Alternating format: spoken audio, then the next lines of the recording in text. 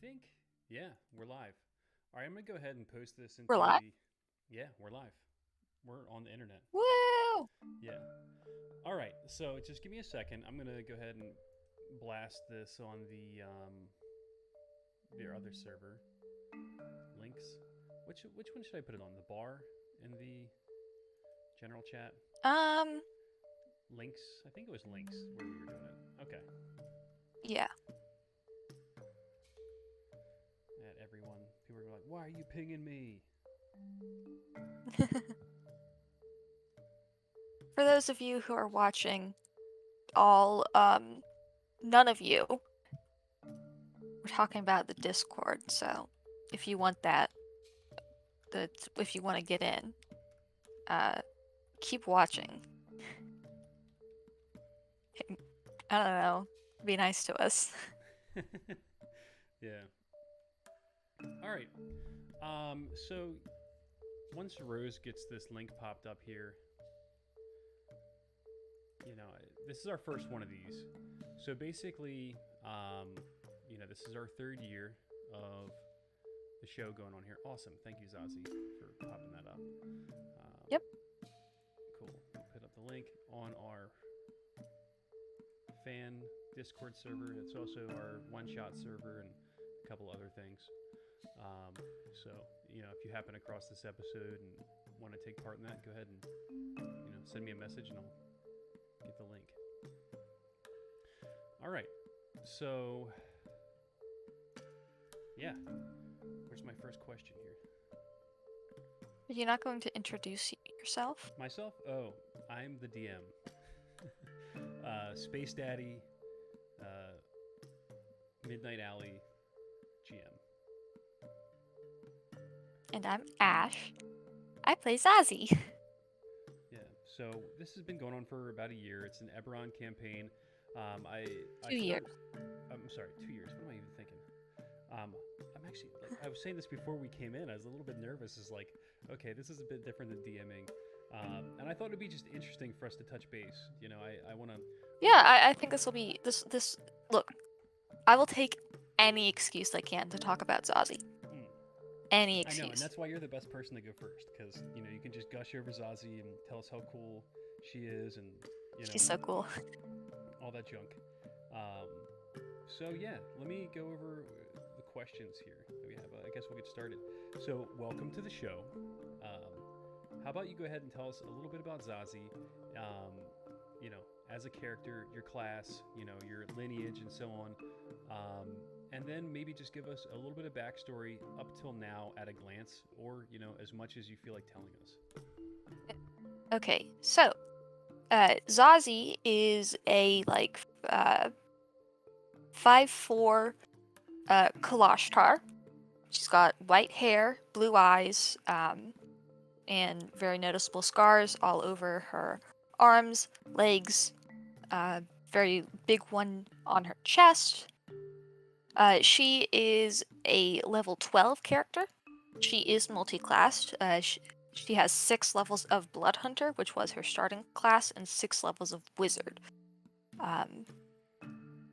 She's a Kalashtar, and she's really cool. She's really cool. Kalashtar in this world, in this setting, are all described as very beautiful, almost ethereally so. So, yeah, picture a pretty lady when you picture Zazie. As for her backstory, Zazie was born and raised in the cult, the family, also known as the Elevated Order of Morpheus.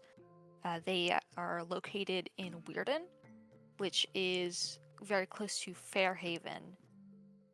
I do forget the larger name of the country that is.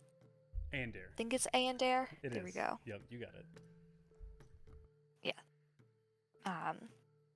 Where was I? Oh yes, Weir. Oh, she was raised there, with her companion, Vayashana. Vea for short. Oh, yeah, Zazi's full name is Zazi Ashti.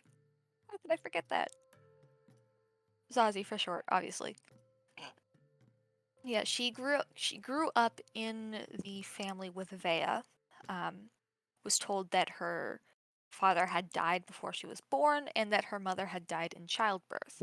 So she never really had a strong connection to them. It was more of a connection to the greater family as a whole. Um, it was very unusual for both her and Vea to be born around the same time, as they both were uh, compatible, I think is the word that we used originally, with the sleeper. They have the right resonance in their soul to uh, birth the sleeper into the world, is how I've always spoken about it in my head. So these two were uh,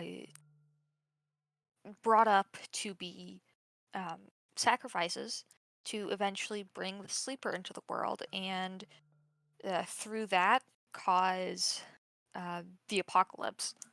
But for the cult, it was more something along the lines of revelations from the Bible or the rapture or something of the like. The leader of the cult, and we'll talk about him more later, was a man named Veer. Uh,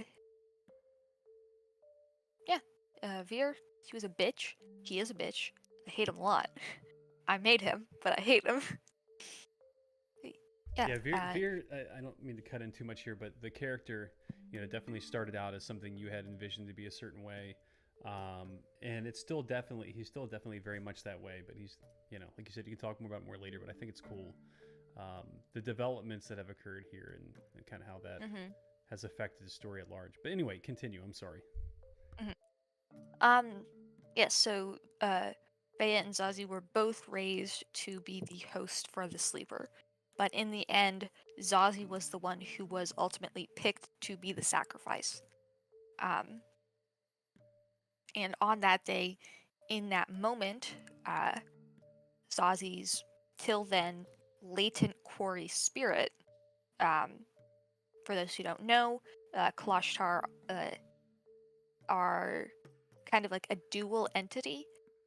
One part of them is the mortal, is the human, for lack of a better word, and the other part is an immortal quarry spirit who kind of guides them.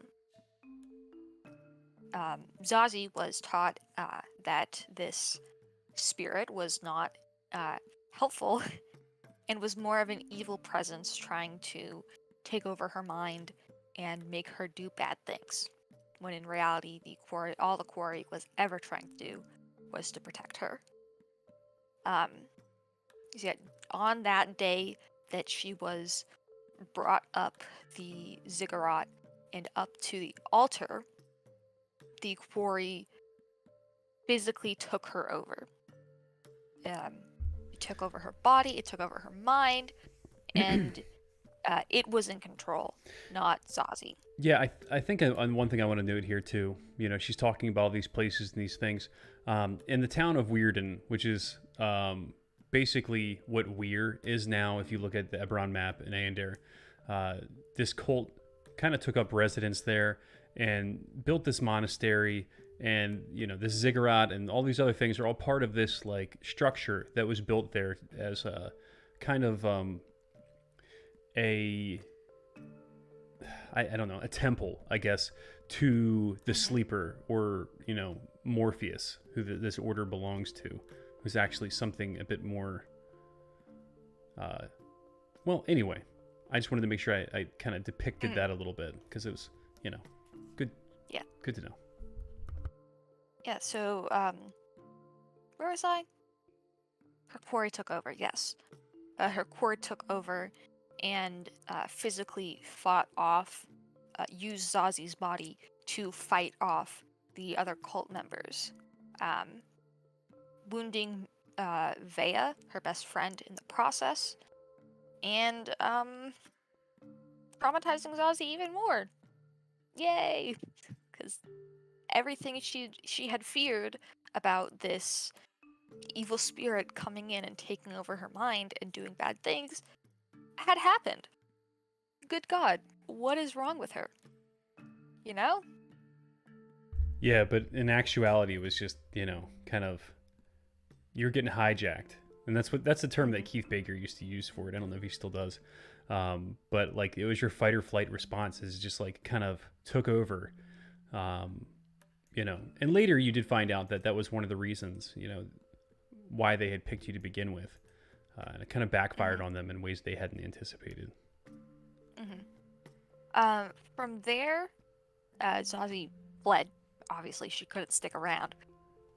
She fled into the wilderness, and eventually made her way to Fairhaven. At this point in time, she is early 20s. She doesn't have an exact number for her age. The monastery, the family never celebrated birthdays. They never really kept track of that thing because that was never seen as important. So she just doesn't know her age. And she found herself absolutely overwhelmed by the busyness of the city. She tried her best to survive up top. Did not work.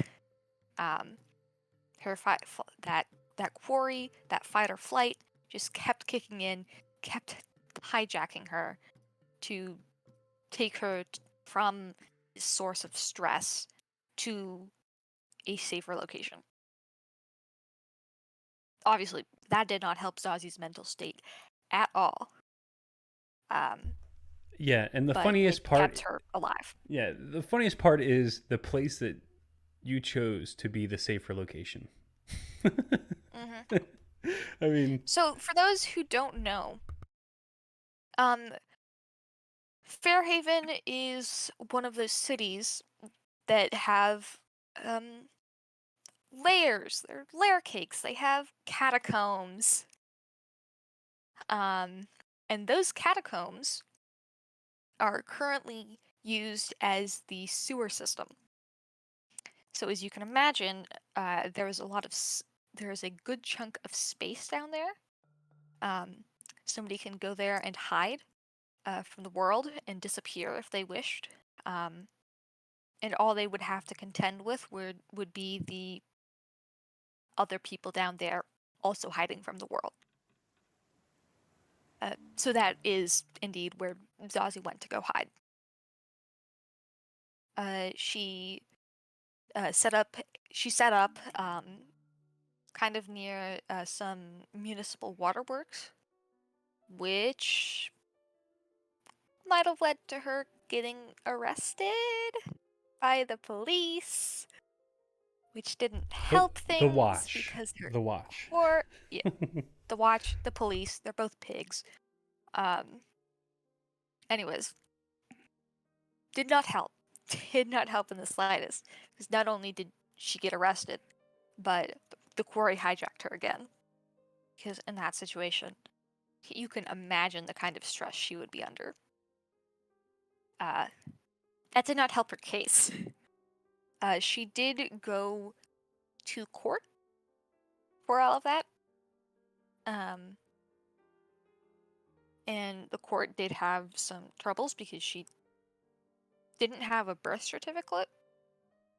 She did not legally exist, which was that makes it kind of hard to prosecute somebody if they don't legally exist. Yeah, in this case, it would be a writ of lineage, but it's the same thing as a birth certificate. Anything that's anything that's real in the real world can have its place somewhere in Eberron. But no, that makes sense. You're kind of you're off the map. You don't exist. Yeah. Well, she exists now because that whole thing on her record. And that's where she met Guitarra. Guitarra Linares. Guitarra is the keeper of arcane lore at the college in Fairhaven. I have forgotten the name because we have not been there. Wynarn University. Wynarn University. Um, yes. She's the keeper of arcane lore there. And surprisingly, was at Zazi's trial, did all of that, and offered to be her legal guardian, to take her in, to help rehabilitate her and get her on the right track. Seems great, but the Yeah, thing is, Katara was also a Kalashtar, which is why she, took Zazie in. But that set off the alarm bells in Zazie's head. Because the only other people she had known that were like her in that way were the family members, and they tried to kill her. And then she tried to kill them. Um, so yeah, not a lot of trust there in the beginning. yeah. Going back Or to that, now. just to be clear on that, the family, is the name that we use, or that that they use for themselves, um, to refer to the elevated order of Morpheus. I mean, and the other kind of smaller religions in town, but really it was mostly referring to the order of Morpheus because it kind of took over, all of the worship Yeah. in that town. But yeah, hmm So yeah, that's where she met Katara. And Katara became her teacher, mentor, parole officer, all of that rolled into one. That's also where Zazie met the party. She was placed into House Loqua with um, the Lucian and Kovanen, because at that time Rose was not with us. And Zamra and Rad were there too, but potato potato. So that's where she first met them. And they kind of became friends. They kind of just stuck together. There was a in those first couple of sessions, there was an uprising from the Sons of Morning. And as students in the military branch of Wynarn, we were sent out to deal with it. So that's, I think, really where the party officially started, was that fight in which yeah. they were I working together. I also want to cut in a little bit here on just it may come back up again later, but so the Sons of Morning aren't an organization that actually exists in Eberron, or they're in my Eberron, and being that this takes place 30 years after the war, there's a couple of organizations that have popped up, and the Sons of Morning is one of them, and they are essentially a they are the disenfranchised soldiers that were left over from the war, basically from all different walks of life and countries and so on, mostly from Syr, or Siri, depending on how you pronounce it. And they've kind of risen up and started to fight. And the group has bumped into them a couple times, but it hasn't really become, that serious. But it did bring them together. Anyway, that's who that is. Yeah. So that was the real start of the party. Now, a lot of what we did back then is admittedly a little bit foggy for me because that was like 2 years ago. Um, and I don't have the best memory. Yeah, I But from mean, what I remember, no, you go ahead. You go first. I'm sorry. we were enrolled in these games to compete as like mandatory sport thing. And that also helped to bring the party together a bit more as they were all doing the sports, working together. All right, I got to cut it on this one. It's really Yeah. not just sports. It's like they were so each group. I don't know if anybody ever has played any tabletop games, but that was kind of what I based this on. Was they're in the militarium, which is like the military branch of the school.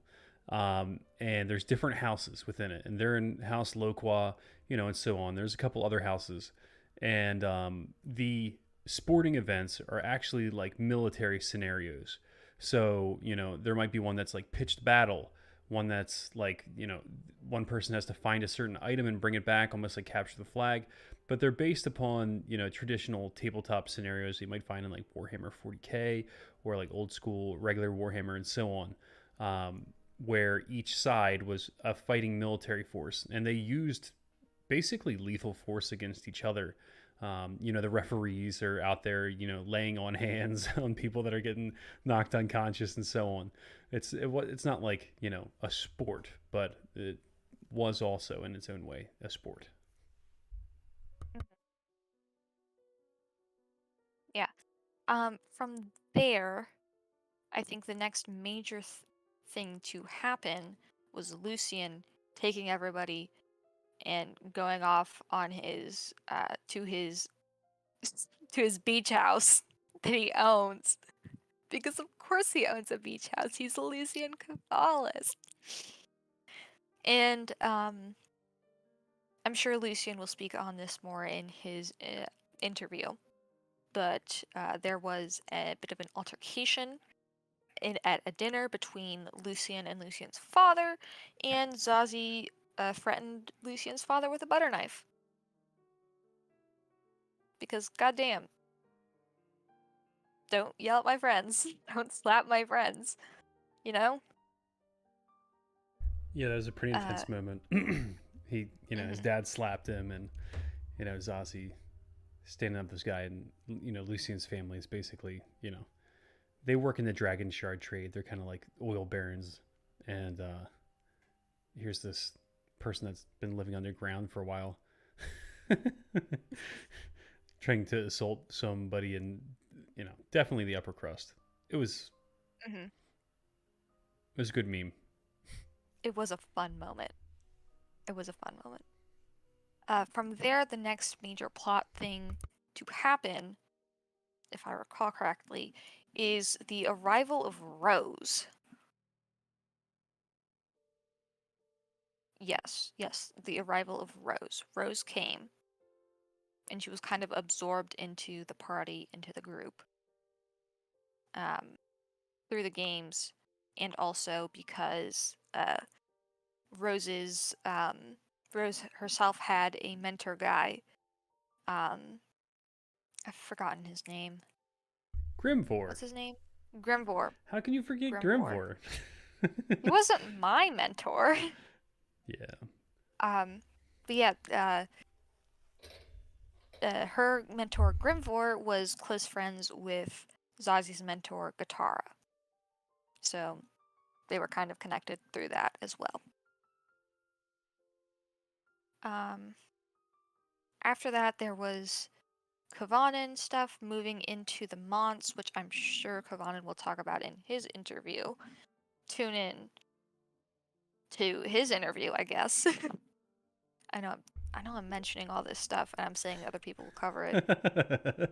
Yeah. Really, so much has gone on. When so these much are has all gone done, on. I'm gonna go back and make one that comes before all of them. That kind of explains everything that's talked about before you guys talk about it. Anyway, Okay. but no, that's fine. Yeah, continue. Mm-hmm. And from there, we've moved into the Monts. And oh no, somebody's trying to rob the library. So we go to stop them. And oh my god, it's the family. Yeah, so Good gravy. I'm gonna hop in here. There's a couple of things that are just kind of hanging here. So the party, together, was a member of House Loqua. All of them ended up moving into Kovanen's, essentially his mansion, that he was inheriting. Now, once again, the backstory there, we can kind of go through that with them. But these guys all kind of moved off site, off campus living kind of thing. And it just, kind of became their own little sitcom going on over there. But but the library is kind of an important place because Grimvor was in the library, and Gatera obviously was the keeper of arcane lore in the archives and the library. So the party had a lot of to dos that came from the library because that's who kind of like the main people leading them. That's where they were. So something's happening. The library's getting attacked. They get hit by two groups actually, but if you want to get into that, we can get into that or not. It was the family and a Zoog. There was a Zoog. Yeah, it was. So basically, it was the family, and then another group that has kind of popped up a couple of times. They have some goals that run alongside yours, and a Zoog. Anyway, we're not even going to get into that right now. Yeah, two groups. One of them semi-friendly, but not allies. Yes. But the important thing for Zazi in that moment, the party was struggling. We were on death's door. We were surrounded. We were overwhelmed. And here comes Katara, walking out of the library with this red, bloody mist of magic and eyeballs and gore. And she kills everyone. And it was a badass moment. It's just like this swarm of mist and eyes just is like coming through and just basically fucking dissolving everything.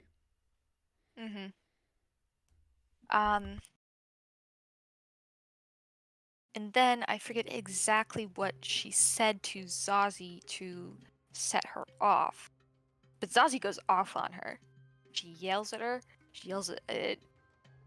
She might have yelled a little bit at the party a little bit. She yelled at Katara so much. I forget exactly what she said, but basically, I don't know who you think you are. I don't know who you think I am. I've gone through XYZ. I don't know why you think you know about XYZ. I should have died. Yeah. So that was a big emotional moment for Zazi, and I think it was the first big emotional moment that Zazi had in front of the party.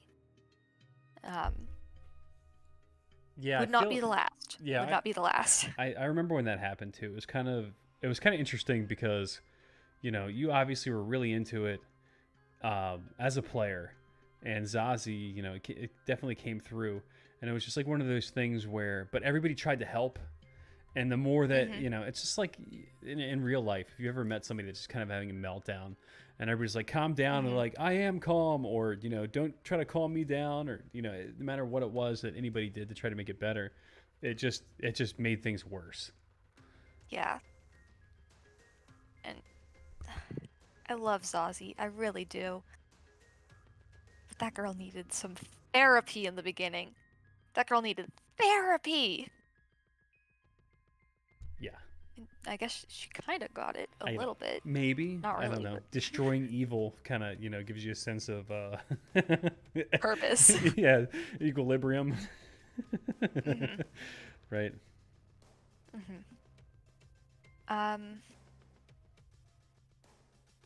Yeah. So after that, I mean, that's what sent you guys off to Weir.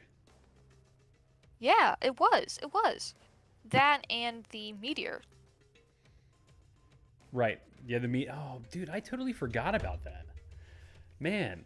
I'm sure that Lucien will talk about the meteor. Yeah, definitely. Definitely. So yeah, right, Lucien? I know you're listening to this. You will talk about the meteor, sir. Correct? I'm looking in the comments right now. He's probably not going to comment, but yeah. So the meteor hit. He'll know. They went and checked it out. That was kind of all following up this fight. Now, did they take something? What did they take? They're trying to take something.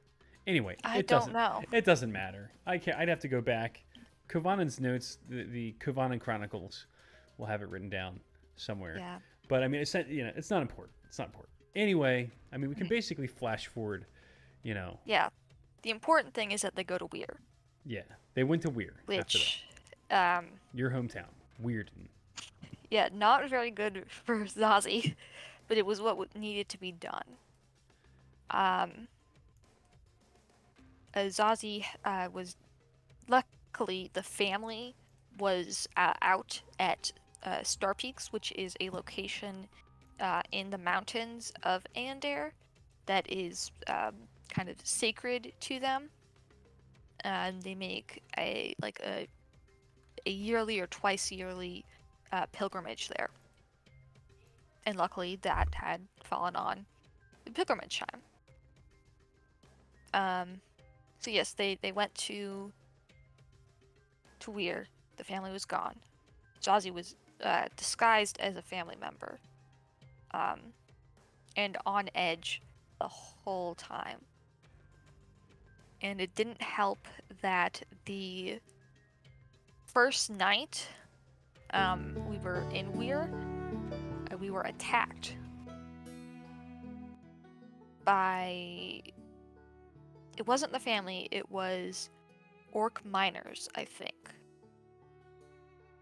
I don't quite remember who it was, but it wasn't the family that attacked. Right. Yeah. There. Okay. So I mean, there was a couple of things going on there. You definitely got attacked in town. It wasn't the orc miners. It was actually. Who was it? Oh, you guys actually still don't know who that was yet. I'm not going to tell you, but. Okay. Yeah, you guys don't know who that was. It was kind of separate, but it was also involved. Obviously, it's a long time ago, but it's going to come back up again eventually. Anyway, so yeah, you guys definitely got attacked by them on your way to Weird, and some weird creature that was like, was it a dog? Weird. Was it a dog mixed with a dragon? I can't really remember. No, it was a cat. That's right. Yeah, like a mountain lion. Yeah. So yeah, they were attacked the first night. Instead of going to help, Zazi went right out the window and hid in a bush. She was terrified. I remember that very vividly. She was hiding in a bush all during combat. And Kovanen came out to fetch her once combat was done. And I think that was by the time... For me, that was like that moment in the... Okay, yeah, I'm going to let you finish, but yeah, continue. When Kovanen and Zazi got back into the inn, the sheriff was there. And what does he do but recognize Zazi? So Zazi, obviously terrified, is like hiding behind Kovanen. Go ahead. This wasn't... So you guys rode there on the back of like the Magicycles, and you rode with Kovan, and then all that stuff went down, and that was like one of the first moments that I was like, that's interesting. Because you were riding on the back and he was driving, and it just there was something going on there. No, that hadn't happened yet. Was that later? Yes, that was later. Okay, fine. Yes, I remember. But Zazi hiding behind Kovanen, and the sheriff, that's the word, was trying to get Zazi to talk to him. He was a little bit upset, but ended up getting the memo and told Zazi, hey, come talk to me tomorrow if you want. Whatever. It's not like my daughter that was your best friend is missing and in the hands of some cult or whatever. But yeah. They went to bed. And the next morning was they went to go and talk to the sheriff about the things. But what do you know? Kovanen doesn't wake up for reasons that he'll discuss in his interview. Yay! Yeah, Kovanen doesn't wake up. So it's Rose, Lucian, and Zazi that go to talk to the sheriff. That happens. Zazi and the sheriff don't really get along. And we went to go talk to the sheriff because the sheriff had one of the guys who attacked us in custody. And we were going there to get answers. It was the shifters. The shifters were who attacked us because that guy was a shifter. That is correct, and he ended up in jail as well. Yes. Or no, wait, was it you that let him out? Lucian broke him out of jail. He nat 20'd a deception check on the guy. Oh, the deputy, and the sheriff. He opened up the well, no, it wasn't the sheriff. It was his assistant, and he's like, "Yeah, you need to open that up." He did. The guy was such an idiot, but yeah, that's funny. Good memory. And they go back to the inn because Lucian made a deal with the shifter guy. They go back to the inn. That night, Zazi, Kovanen, and Rebecca, who is another friend of the party, a gnome wizard question mark, member of House Civis. Yeah, she's a scribe. So Civis sending stations, etc., etc. She and Kovanen wanted to go investigate the ziggurat in town. And Zazi was like, "No the fuck you don't. No the fuck you don't." But they wouldn't listen, so she went with them to keep them safe. So they got to investigate that a bit. They climbed up the ziggurat, and the altar that was there that Zazi was to be killed on was cracked. And they looked down that crack and got just a sense of evil and forebodingness. So they went back home. To the inn. They went back to the inn. And I forget if it was also later that night or if the ziggurat trip had happened on the previous night. But after that, we met up with the shifter guy because Lucian had told him, had made that deal with him to get answers. The shifter guy was like, "Sure, meet me at this location at this time, this day." We were all like, "Cool, we'll bring the magicycles."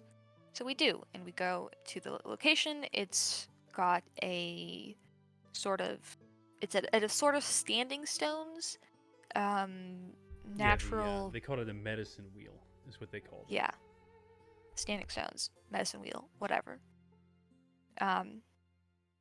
And the shifters came out, and they were like, "Hey, I'm glad you brought those things, because we're gonna have to go into the next country over, because Weirden is right on the border of Aendair and the Eldian next one reaches. over.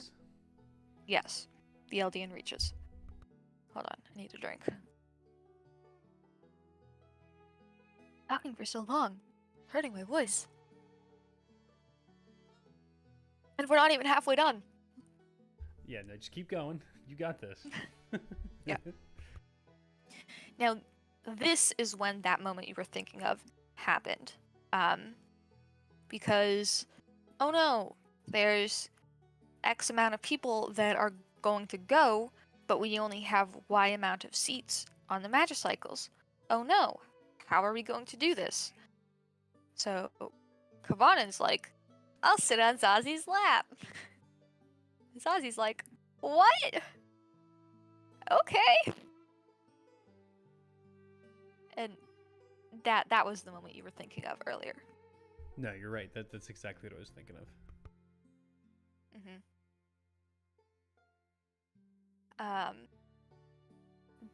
During that ride, they did have a conversation about why Kavanen was stuck asleep in that dream state. So they had a conversation about that in text RP, which was cool. And we got to the Eldian Reaches, to the Shifter camp or village, Shifter village, and we talked to the head Shifter lady who was like this grandmother. And we talked to her about things. She basically, if I remember correctly, she basically told us that Weir was bad luck and shitty and blah blah blah blah. And we stayed the night there because we had traveled so far and it was night and we weren't going to be able to make it back and sleeping and blah blah blah. Yeah. Yeah, I think. And then the next morning, we go back. Thankfully, the shifters did not come with us. So everyone had their own seat. So Kavana did not have to sit on Zazi's lap a second time. But when we get back, another person who had come with us, Grimluck or Lucky, was missing. Oh no, he's missing. And also, Andre, Rose's brother, is missing. Oh no. So we go searching. We go searching for them. And we are led to the meteor crash site that's next to a house. And looking around and investigating, we find a way down into Weir's sewers. And from there, we go through the sewers until we reach under the ziggurat, where there is a second, even bigger ziggurat, which we go into. And in that ziggurat, we find not only the bodies of the missing orc miners, but also Andre and Lucky. Lucky was in the middle of being sacrificed in a ritual to this root demon because, oh my, it's not just the family that has a presence in Weirden now. There's also the Dark Root cult. Yeah, there's so much shit going on there. Yeah, there's so much. I'm just trying to. It's good that you're doing this though, because I mean, somebody's gonna go and do like the full recap. But, yeah, don't stop. Keep going. Yeah. There's a Black Root cult, and we fight, and then we kill the guys, all the cultists, and Zazi runs through the ziggurat and grabs the Kyberonomicon, which is essentially the Necronomicon. And then, oh no, what do you know? Andre is the leader of the Black Root cult. Gasp! So we kill him. And then burn his body so that he can't be, brought back to life. And then we leave Weir. Or at least we try, because we come out of the sewers, and oh my god, the monastery's on fire. So Zazi makes this stupid decision to go running to the monastery. Kovanen makes the better decision of following her to stop her from doing something stupid, which he has to do as Zazi is running straight into the fire. There is like this very tense emotional conversation between them as he's trying to get her to come back and realize that the family was never her family and never was good for her, and she is still holding on to that that love and that sense of community and belonging she had while she was in the family, all while this fire is raging and threatening to kill them both. But Kavanen wins out in the end. Zazi doesn't die. Kavanen doesn't die. And they go and sit down behind a building and have another very emotional talk about the family and things that Zazi experienced there and what to do from there. And Kavanen gave her new purpose in life, to stop the family and to kill Veer. And from there, we leave and we go back to Fairhaven. And I think there's a little break in time they have where it's calm. But then it goes straight into no, I missed something. I knew I was missing something. Okay. Okay. You got it.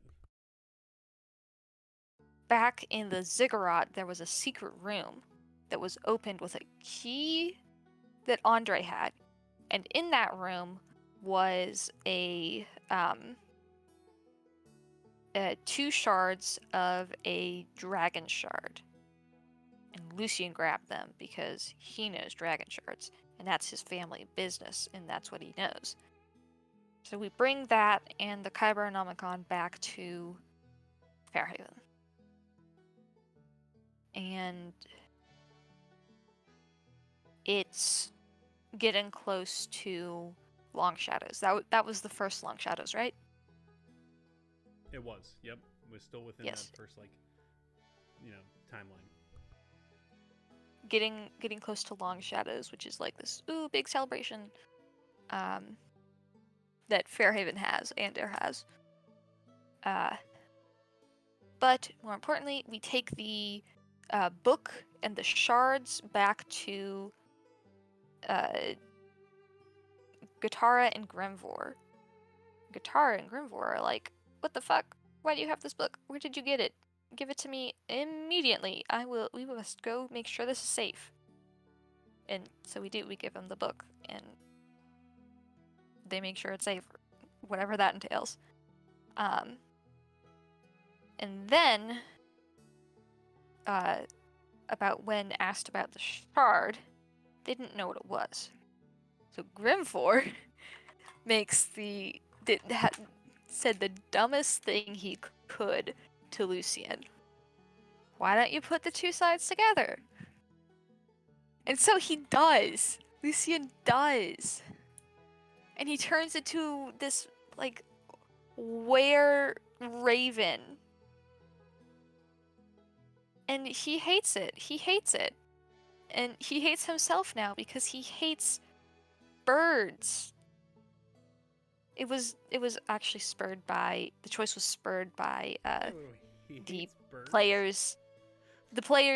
hatred of Kenku. Okay. Yeah. No. Yeah. Yeah.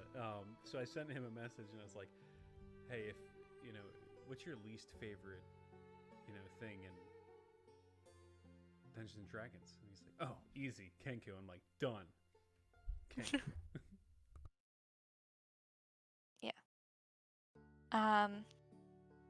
Yeah. He's turned into a were Kenku. Or whatever. And we're going about our merry business, having like one last game, I think, before Long Shadows.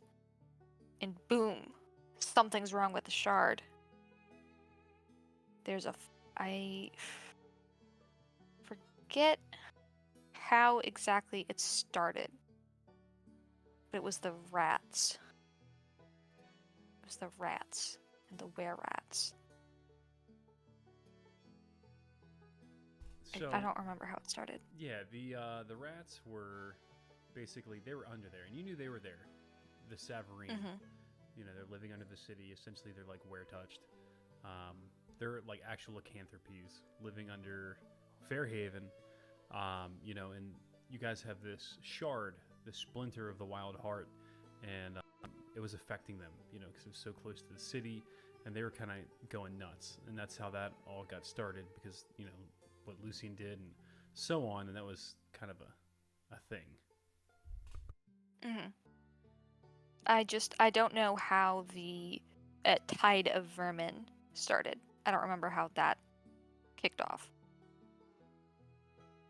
But I do know that it ended with Povanen running through the city with the Wild Heart Shard, getting into a boat, getting the shard stolen from him, teleporting to the rats, stealing the shard back, teleporting back, and running away again. And I remember in that session, No, you were that was so pissed that I. that had worked. Well, I wasn't pissed that it worked. I just couldn't believe it worked, and I was pissed that he tried it to begin with because he basically, you know, he almost died. They all got a full Yeah. round of attacks on him. There was like 7 of them, and somehow they all missed, and he got away. Like he should. There was no chance that that should have ever worked, and it did. You know what I mean? I was like, "You son of a bitch," and he was just so smug about it, and he still is to this day.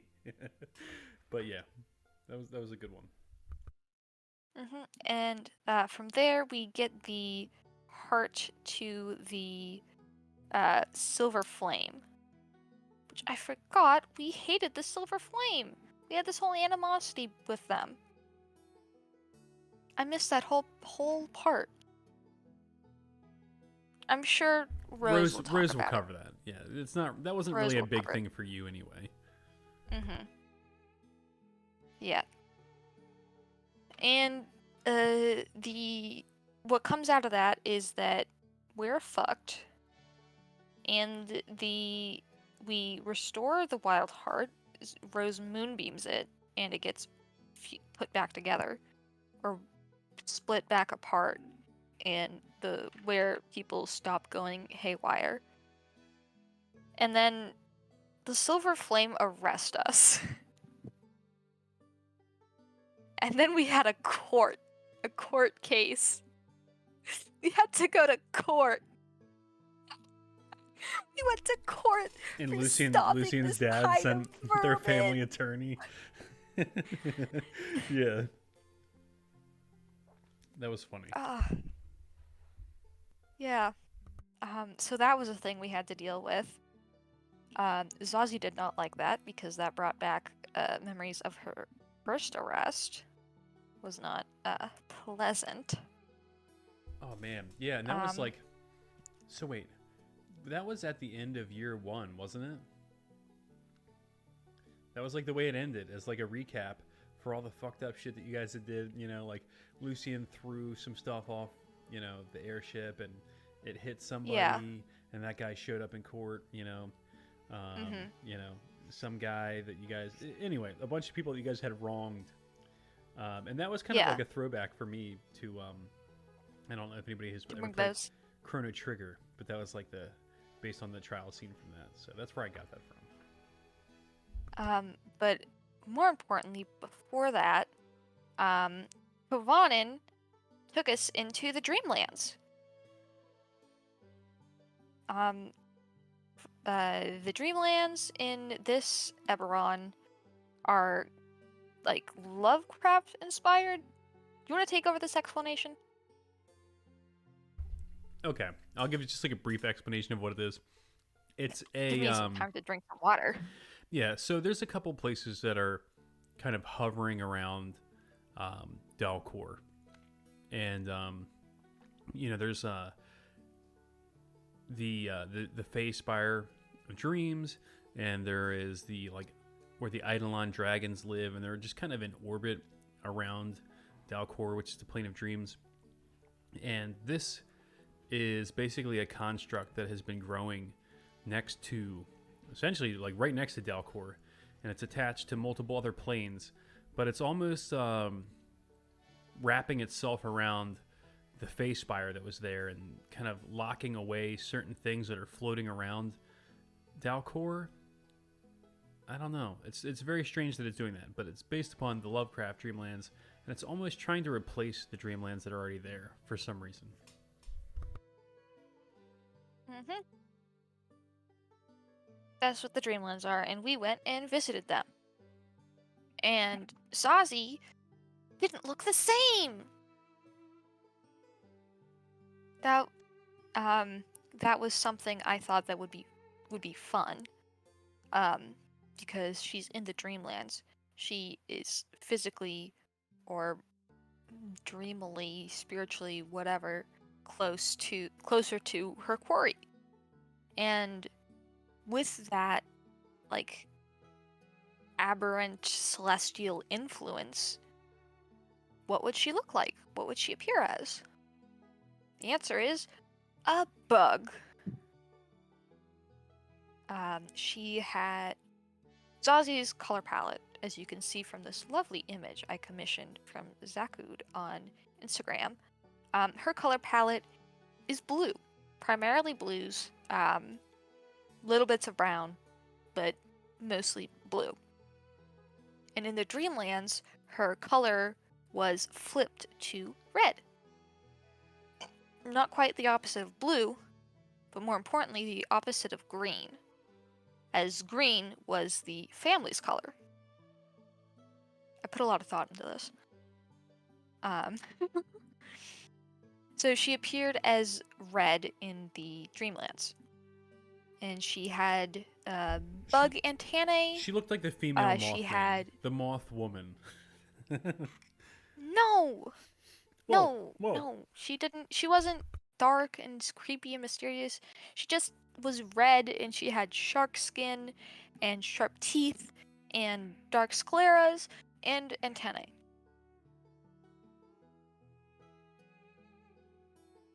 I don't know if the shark skin thing ever came up. That was just something I had decided. I don't remember the shark skin. Sorry, I'm eating some ice cream, as I was on mute. But I do not remember the shark skin at all. Yeah, the shark skin was something that I had decided for myself, and that I just went ham on that Dreamlands design. Fine. Well, I'll allow it. It's fine. Yeah. It was something I had decided, but it never came up, so I never mentioned it. Too late to go back now. It's already there. Yeah. But during the Dreamlands, I'm sure Kavanen will talk more on it. But basically, a nightmare. We found a temple. We were talking to this temple guy. We were reading these books, and a nightmare storm rolled in. Temple guy was like, "Oh no, we need to go hide. The nightmare storm will kill us." So we go hide, and we wait it out.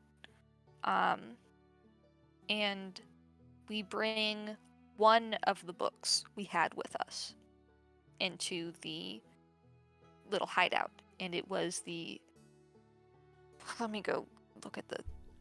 I think it was the Nicotic manuscripts. Yeah, the Inscrutable Pennacotic Manuscripts of Zoriat. That's the full name. Yeah. That was the one we brought. And when we came out of the hole we were hiding in, and the nightmare storm had passed, there was a shadow Kovanen!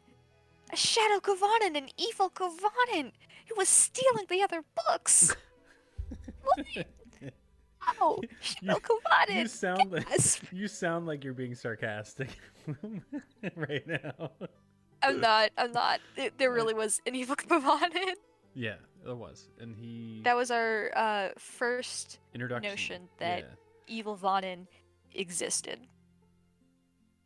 Or even that other Vonins existed at all, but I don't think we need to get into No, that. I think Kavanin definitely knew that other Kavanins existed. Oh, definitely, but I don't think you guys knew yet. Yeah. I'm not sure. I know I could be wrong.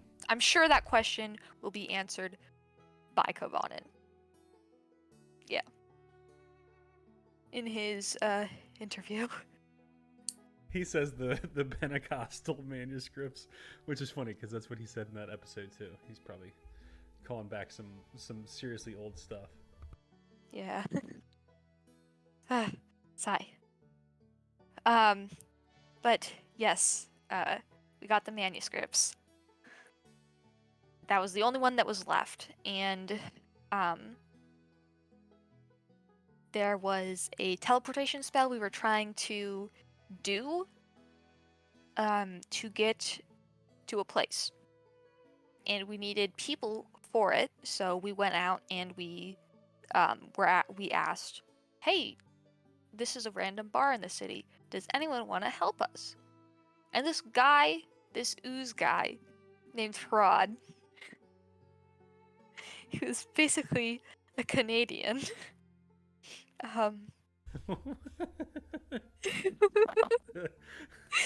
The way you said it, you're like, I don't know if I can say this on the air or not, but he was basically a Canadian.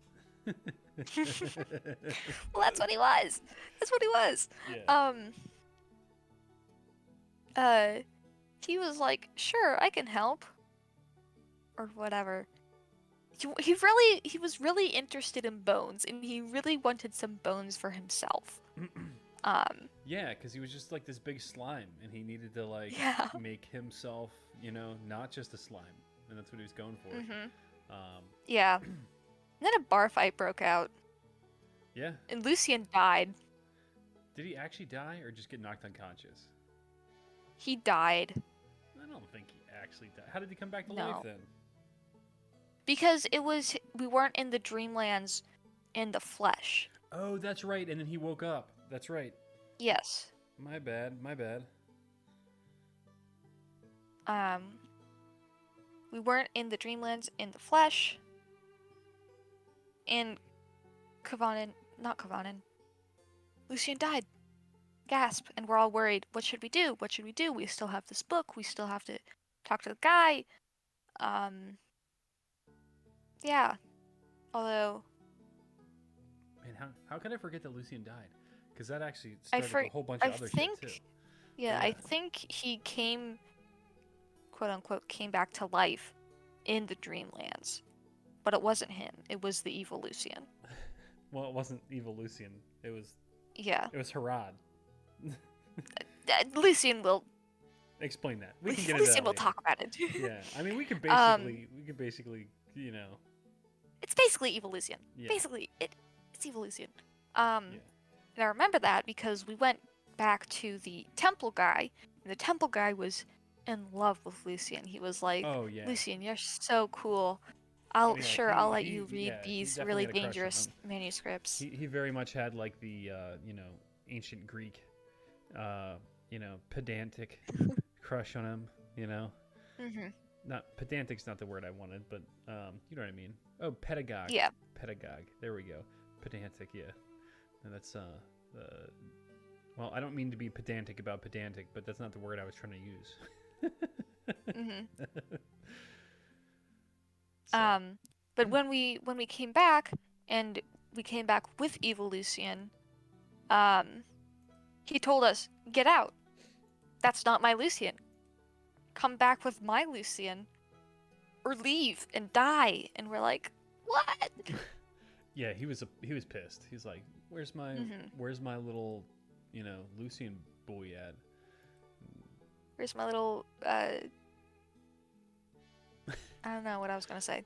Where's my little guy? Yeah, we'll just little leave it. Boy. We'll leave it there. we'll leave Yeah. that there. There's nothing good that can come from continuing that. Mhm. Mhm. Yeah. So anyway, you guys And left. that is when evil Lucian wakes up. Um, I don't remember if we had to force him to wake up or what, but Rose woke up to follow him. And Zazi and Kavan stayed in the Dreamlands for a second, Oh, that's right. so that we could give the book back. Yeah. Because Zazi was really worried about that. Yeah. She was Um, like, "Oh, we had this book. I don't want to overdo library fees in the Dreamlands." mhm. Because time passes by like 10 times or like 100 times faster or something like that. There, your library Yeah. fees, you'd leave for 1 second and it'd be like 30 years later and you owe so much. Mhm. Yeah. So they got that done, but by That the was just a time joke, by the that way. they woke up, it was it wasn't even like a minute in the waking world, Right. so it didn't really matter. Yeah, you guys were just kind of like gone for the night or something like that. Not It was very just the long. night. Yeah. It was like half the night, I think, because it was cut short by the Lucian debacle. Yeah. Yeah. Yeah. Yep. And then the day after that was court. Right. um, court was a whole thing, whole thing. Um, You guys were exonerated. That's it. yeah, Um, did court trial come before all the stuff that happened with the manuscripts getting stolen, and then you guys chasing the guy down at the bar, and the Shargon Club and all that? that was after, I think. Okay, yeah. So you That guys, was after. the trial, you guys are fine. hmm It was good. The only concrete thing I remember from the trial that really pertained to Zazi is that they they dropped her on charges. They dropped the charges against her, and Oh, they had that's offered right. it for everyone else, um, because they were only going to really talk about Lucian's fuck ups. Right, and I think it was Like that was Katera the got him court to drop guy's the whole charges for thing. her. Um, hmm oh, that's right, because he liked you for some reason. Like you guys got along, and he's like, "Oh, you're good," but the rest of you guys are getting fucked. No, the offer of getting the charges dropped was open for everyone but Lucian. Oh, okay. And you stepped out because you didn't want to be back in court again because it was like a traumatic event. Um, no, she stepped out specifically so that they couldn't use her past criminal history against in court. Okay. My bad.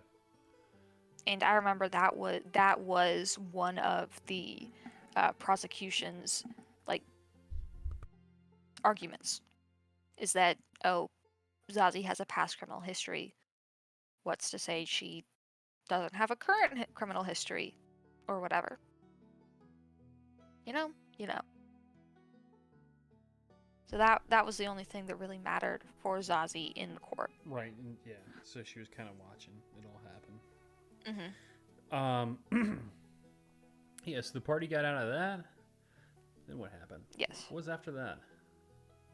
I think that is when the dwarf guy Oh yeah, yeah. Then he came out to meet and you the guys. egg Yeah. that started. Yeah. The party split. Party split. Half you guys went back to the Dreamlands. Mm-hmm. The other half of you went to basically hunt down the manuscripts. So the party went to the Dreamlands. They fought a bunch of weird shit there. Yeah, I'm not going to talk about the Dreamlands at all because Zazi Yeah. wasn't there. Anyway, Zazi wasn't there, but in the real world, Zazi was following Lucian around, who was, going nuts. Yeah. Yeah, you can pick that up. Um. Yeah, Zazi and Lucian and two of the secondary characters, Yulia and Eli, were looking for this son of this dwarf banker that we had some previous dealings with. Lucian specifically had some previous dealings with. And the son had, I don't know, gone off the deep end, gone missing, whatever. Yeah, he was a musician, you know, and he was writing some music for a particular like play that was turned out to be a play that was being run by what is the current iteration of the Elevated Order of Morpheus, which is the what were they called? Artist's Mind. They've kind of moved.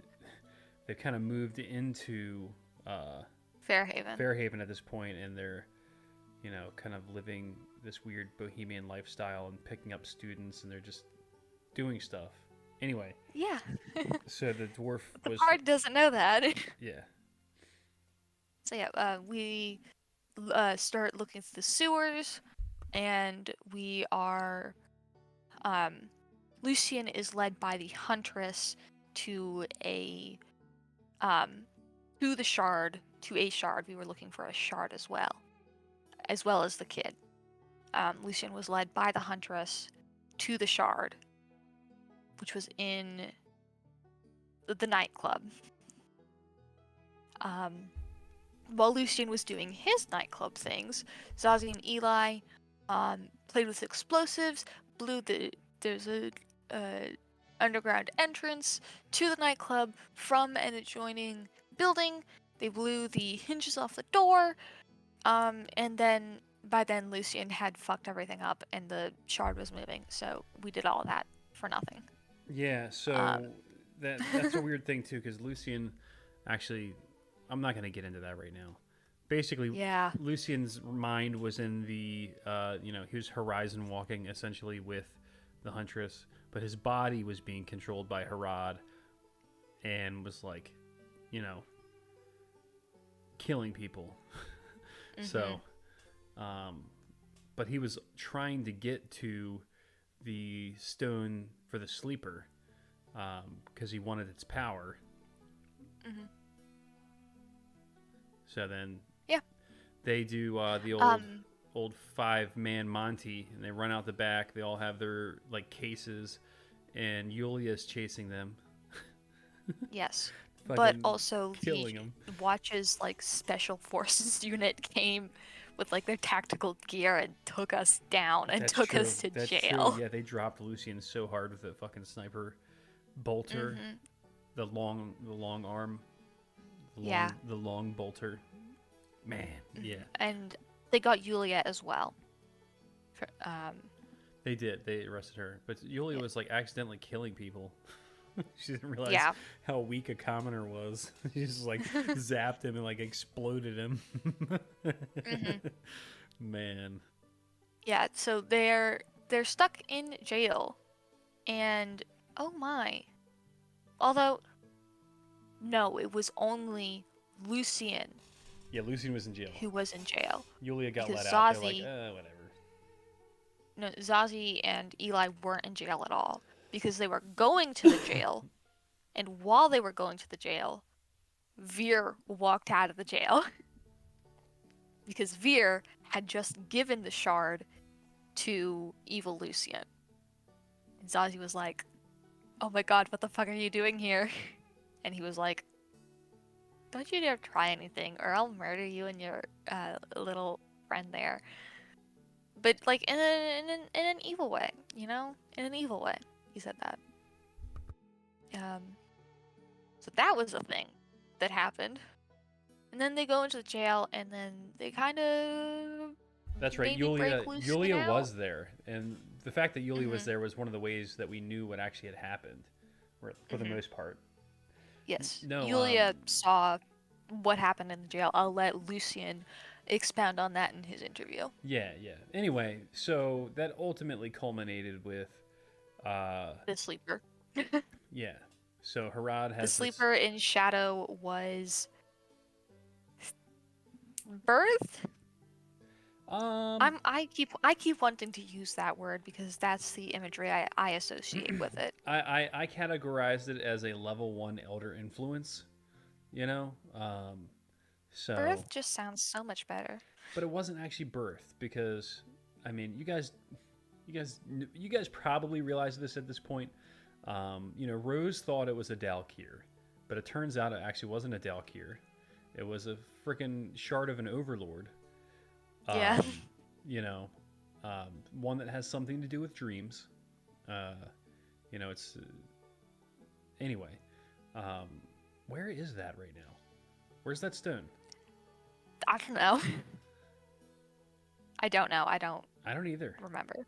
I don't remember who has it. We'll have to figure it. Somebody Good else. God. Someone else will know. All right. Yeah, and you guys all. This I thought this was kind of interesting, but you know we had all the secondary characters and main characters, so it was like 8 guys, and I had a couple of my characters also fighting this stupidly high leveled thing. I think it was like a CR 14.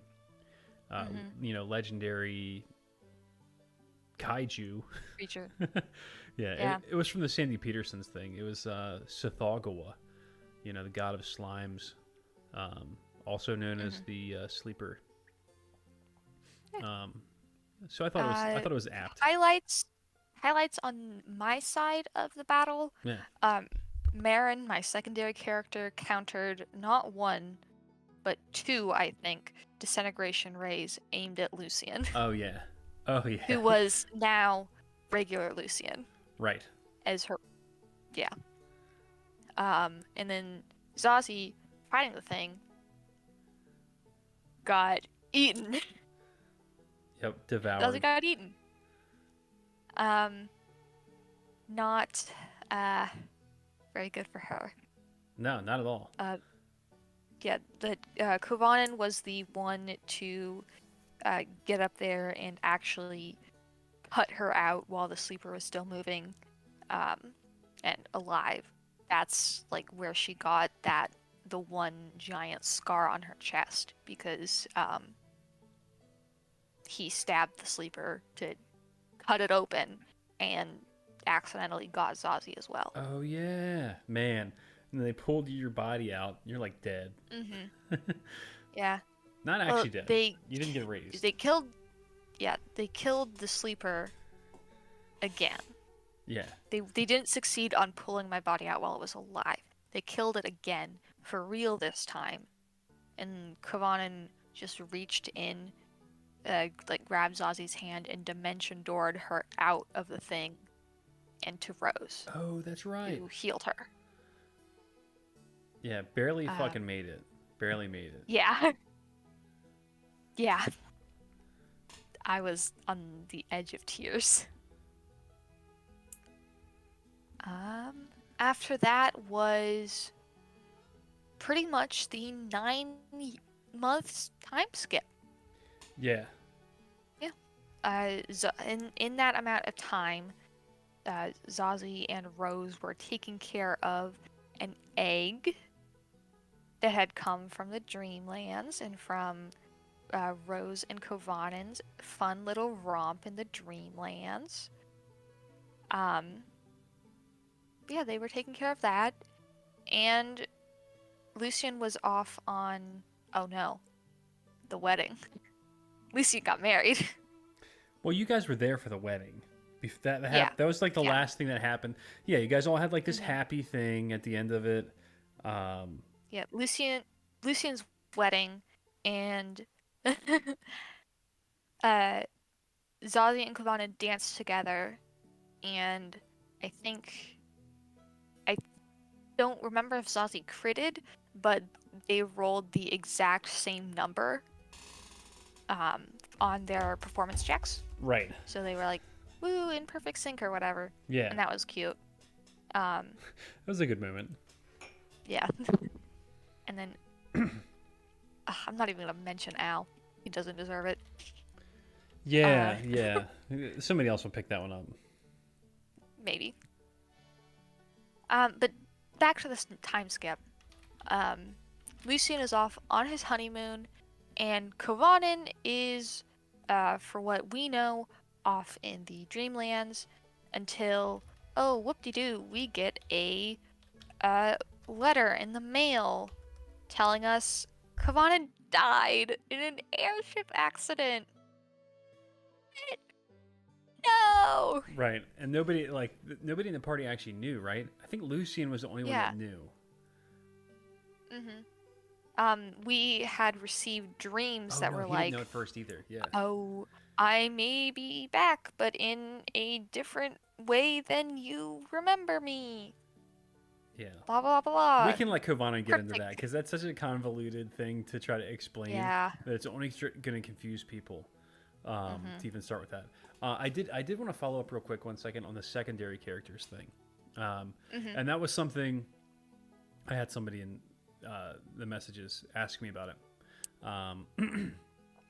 That was one thing that we did. If somebody wasn't able to show up for a session or multiple people, somebody could, and they're in the middle of a thing. Well, we have secondary characters so they can go and do something. It's also just in case, when somebody dies, you have a character you've done a couple sessions with, they're in the world, and you can kind of pick up with them. But yeah, they have kind of multiple purposes, but we use that to augment the staff, so to speak, when Yes. when we had that big While the party was split at that time, Right. that was the secondary characters helped. Yeah. Anyway, sorry about that. Yeah. Yeah, at the end of the 9 years, not 9 years, 9 years. 9-month time skip. Kavanen comes back. Gasp! He's not dead. But wait, he doesn't remember anything. Oh no! Yeah. Oh, amnesia. Yeah. But not really. And Zazi's like, oh no! All this bonding I did with this guy, all this friendship building I've been doing, it's all gone. No. And then she spars. Soap opera dead. And sorry. Yeah. Then she Amnesia. spars with Rose, and while doing that, absolutely freaks this new baby Kavanen out because she pulls out the blood magic. And later she bakes him cookies to make an apology and make sure he doesn't hate her. And then gasp! That's not our Kavanen! It's a different one. Like I It's said, the next don't Kavanen. don't go into this right now. Anybody that listens to this is just gonna get confused. Look, I'm gonna touch this at a high level real quick. Okay, Kovanen was a being that was like made for a purpose, and basically he's part of a cycle, and he advanced to the next part of the cycle, so they had to replace him. So they made a new one. They opened up the claw machine and dropped the claw in and pulled a new Kovanen out. And then he moves up to the next spot. But we'll get into that later. But yes, turns out that like this other person was not actually him, and he was there the whole time, but he had to like pass things off until he could make sure that everything was okay and blah blah blah. We played through all of the tropes that it could have been. Oh, one of the main characters dies in a accident. No, he's alive, but he has amnesia. No, it was never him the whole He's time. not. He was the other guy. The old changeling is the main character trope. Yes, once our Kovanen revealed himself to the party, well, to Rose and Zazi as their Kovanen, Zazi punches him. 'Cause how dare he? Yeah. But also gives him a hug. You're like the Sour Patch Kids. Yeah. From there, did we immediately go on to Sharn? I mean, some stuff. You guys had shit that you wanted to do. There was the taco truck Remember Mm. the taco truck, and then Uh, Lucian we got don't have that. to talk about that. Yeah, basically, we'll skip through all that. You guys did some time in town to get acclimated. You had that like, you know, honeymoon phase in the beginning where everybody was still having fun. You know, like the beginning of Hmm. the second season of Stranger Things. All this shit happens, and the next time they're like all hanging out, just playing games again. It was kind of like that. Hmm. Yeah. So yeah, next, I guess, plot relevant thing is that the group goes to Sharn because Grimlock, Lucky, and Grimvor are there, and they need our help. No, we take Grimvor there. Grimvor comes with us. Lucky is there. He needs our help. We go. A lot of stuff happens. Where do we even start? You know what? I think that we can skip most of that. I'll roll through that real Okay. quick. You guys had to go there. Some shit was going down. Lucky was meeting you there. He basically sends you guys a telegram. Hey, I've come back from. He was following the expedition from the energy conference. We haven't even gotten into that yet because I wasn't there Zazi for wasn't that even there session. for that. But he's coming back because he was following them, and a whole bunch of stuff happens. Grimlock, or Lucky, we call him, ends up being in jail. Um, you know, and oof. So uh, we'll just skip to the next big thing after that, which is you guys are meeting Grimlock at the Morgrave University, and he's like in the reading hall, like the main floor of the archives or the library, whatever you call it, and somebody comes in and murders him. Um, Yeah, and that's Grimvor. yeah, and Grimvor. Lucky's there, and he gets set up, and you know, uh, Oh some of God, his is Lucky a murderer? yeah, some guy steals a bunch of his notes, but a bunch of them are still left behind, and you guys have kind of been And decoding those for a he's while. a shadow man. Yeah, weird shadow guy. And Zazi branded him. Yeah, She has this a brand on him, so so as long as she stays on the material plane, and he stays on the material plane, she knows where he is. right. I haven't checked that in a while. I should probably check that next session. Yeah, because you just left the material plane, so but your body didn't. Does that count? I don't know. I don't know. I don't know. I don't know. Um, yeah, branded guy. Then we were investigating things to try and piece the murder together. There was a lot going on. And like I said, my memory is not the very best. But eventually we end up at a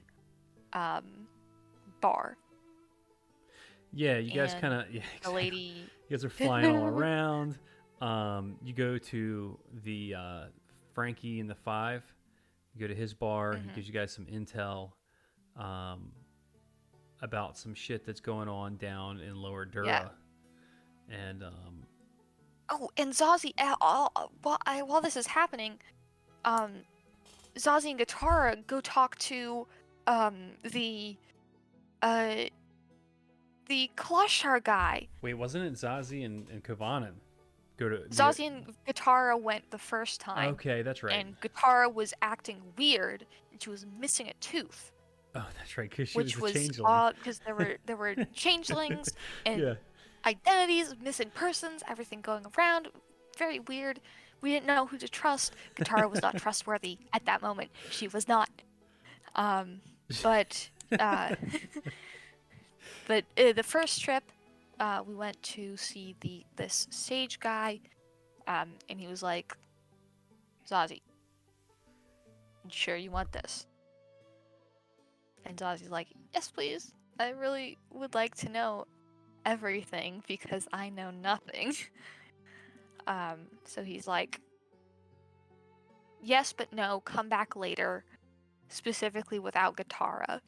Except he doesn't say that out loud. Um, and he tells her to bring a friend. So she does. She brings Kovan in, and the ink. This ink she got so she could get somebody to transcribe the Pentatonic manuscripts of Zoriat down for her so she could read them and learn things and not be in the dark about everything anymore. And Kavanin was talked with the guy. Oh, my throat is starting to hurt.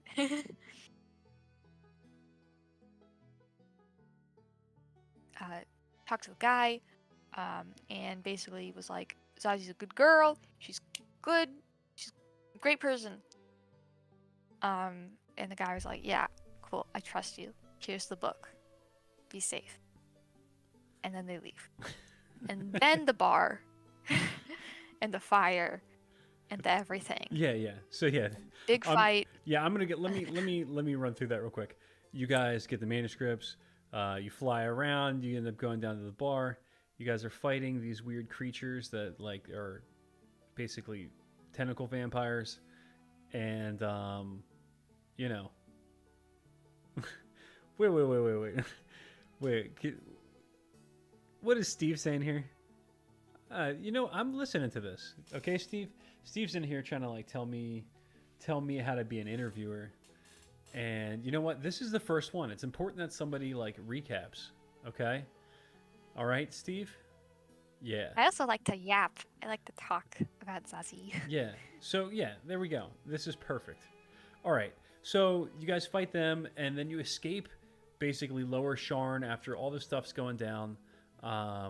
Through a portal. A portal in Kyber. A portal, with that we accessed through a puzzle that I solved. That's true. You did solve the puzzle. At first, there was a painting or like a bas relief carving thing of an angel with a cup, and my first instinct was cut my hand, smear the blood on the cup. That worked. That opened the door. So we got in. And then I worked hard. I solved the next puzzle. We got into the next part. We saved the people who were kidnapped, and we went through the portal. And we got yeah, man, we're almost there. We're almost caught up to where we are. Okay. So yeah, then you guys ended up in the deep wood in the marshes. Yeah, the Shadow Marshes. And Rose is like, oh man, we're not in fucking Kansas anymore. She was able to recognize pretty quickly that's where you guys were. Some guy just happens to come by on his skiff, heading south to Zarashak or wherever he was going, actually Deepwood City at that point. He's got a talisman. Yeah, he's got a talisman of the Traveler on. Makes a couple comments about, how he, is at the right place at the right time. And takes you guys to Deepwood City, which is where Rose's aunt lives. You bump into some House Beneath people. You guys go on a side quest, basically to track them down and go to some underground testing facility where they're making space marines, essentially. Yeah, there was an aboleth. And you guys free the aboleth. And now it's like following you guys around, and it has kind of like a psychic link to Zazi and Kavanin because they were basically aboleth scum for like a couple minutes, and then it swam away. You guys finally made it to Zarashak. I'm gonna skip all the stuff between there. Made it to Zarashak. You have to go in the back way. You meet this shifter. You've been working with this shifter and a Warforged. They help you guys out a little bit. You also Zazi has to put black gunk in her hair to hide because they're wanted for the stuff in Sharn. Right. Yeah, they're after you guys. And that's the first time. That's like the first time that Zazi like actually shows affection to somebody who wasn't Daisy, because as they were Zazi and Kavanin, who was disguised as Voss, were pushing barrels because Zamar told them to. Kavan was like, oh, do you feel different when you look different? And Zazi's like, no. I'm still me, you're still you. No matter what you look like, you're my Kovanen. Right. And that was a cute moment. That was a cute moment. Right. You can go. You can go.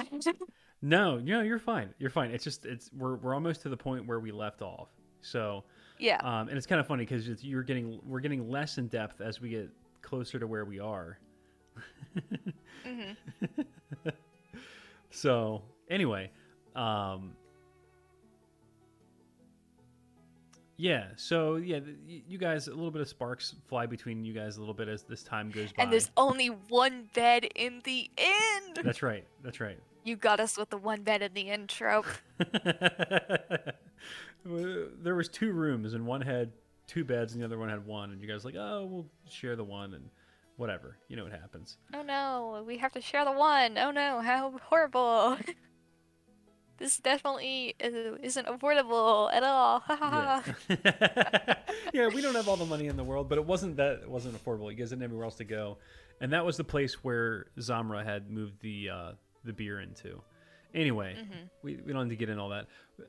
So it eventually that culminates with the end of this chapter, and that little bit of like thread of what started to become like a almost like a romance, but not quite. Hey, we aren't there yet. We have so much to talk.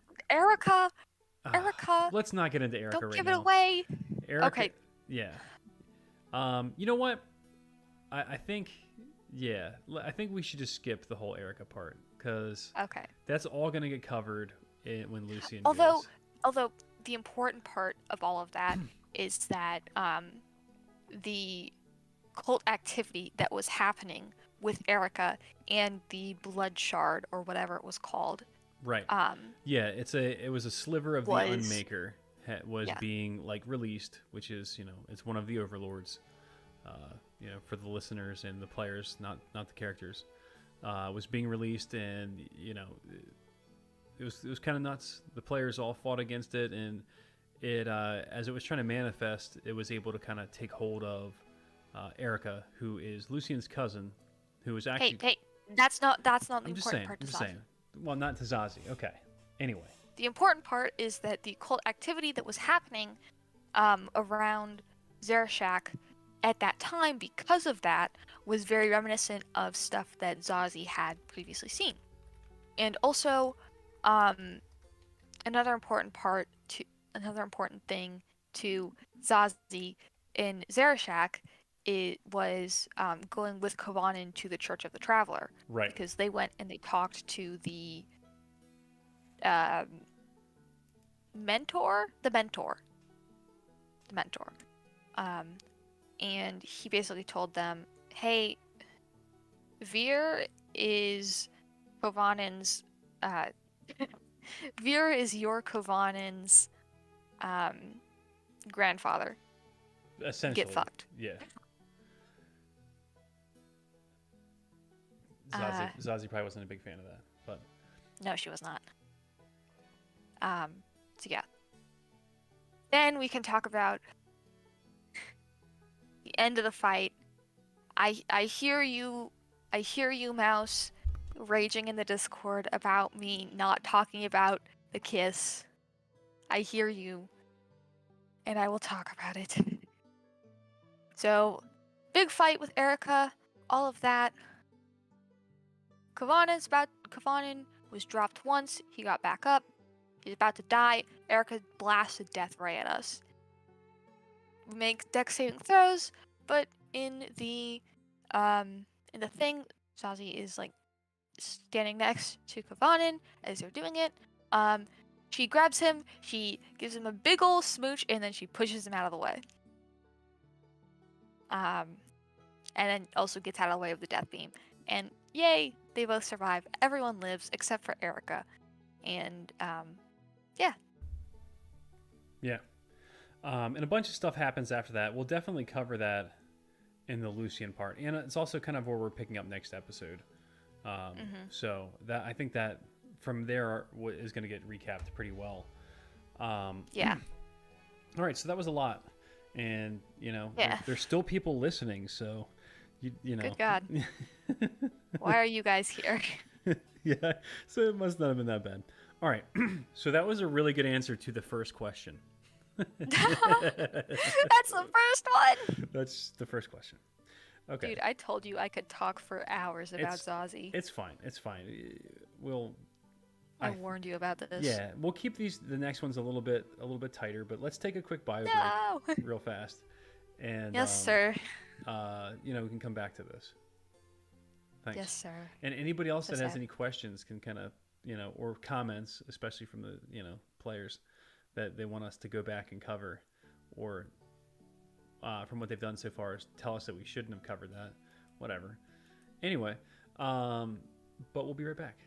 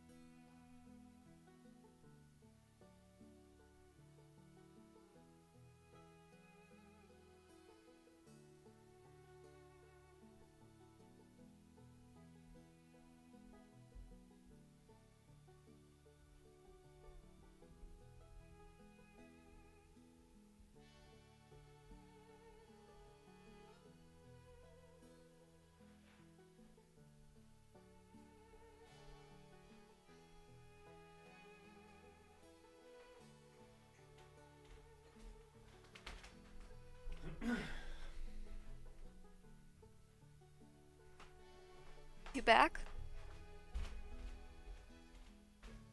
I suppose not.